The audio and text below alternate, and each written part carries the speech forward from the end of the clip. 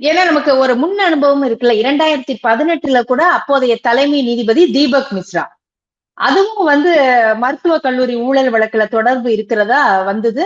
பார்லிமென்ட்ல வருது. 71 மாநிலங்களவை உறுப்பினர்கள் அவரை பணி நீக்கம் செய்யும் தீர்மானத்தை தாக்கல் செஞ்சாங்க.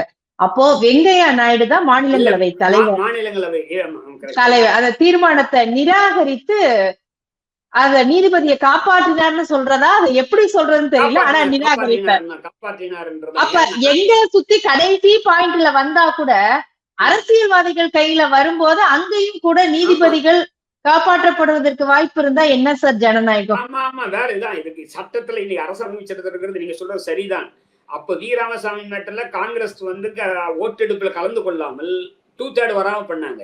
இங்க மோஷனை வந்து அட்மிட் பண்ணும். இப்ப ராஜ்யசபையில மாநிலங்களவையில 50 பேர் குறைந்தபட்சம் கையெழுத்து போட்டு கொடுத்தா போதும். 71 பேர் போட்டு கொடுத்ததுல அப்ப அவை தலைவராக இருந்த வெங்கையா நாயுடு உதவி குடியரசுத் தலைவர் அவர் வந்து அதை வந்து அட்மிட் பண்ண மறுத்துட்டாரு.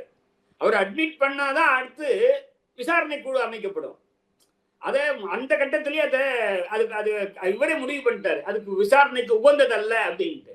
அப்படி காப்பாற்றப்பட்டார் தீபக் மிஸ்ரா. அடுத்து நீங்க அதனால நீங்க சொல்றது நிச்சயம் ஆமா. கான்ஸ்டிடியூஷனே பாராளுமன்றத்துக்கு தான், உச்ச நீதிமன்றத்துக்கு கூட அதிகாரம் கிடையாது நீக்கிறதுக்கு. கடைசியா இறுதி அதிகாரம் பாராளுமன்றம் தான். இதுக்கான காரணம் என்னன்னா இண்டிபெண்டன்ட் ஜுடிஷியரி இருக்கணும். வெகு சீக்கிரம் அது சாதாரணமா ஒரு நீதிபதியை பதவி நீக்கம் பண்ண முடியாது. அது மட்டும் இல்ல, எலெக்ஷன் கமிஷனர் கூட நீக்க முடியாது.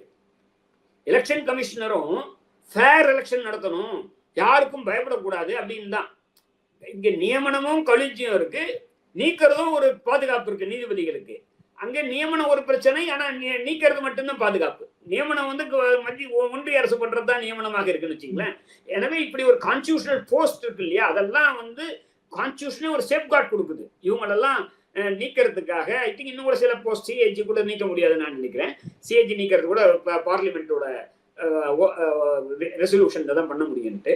இதனுடைய நோக்கங்கள் வேற. ஆனால் இப்படி தகுந்த வழக்கு வரும்போது விசாரணைக்கு வரும்போது விசாரணைக்கு அனுமதிச்சிருக்கணும். அதோட வெங்கையா நாயுடு விசாரணைக்கு அனுமதிச்சிருக்கணும்.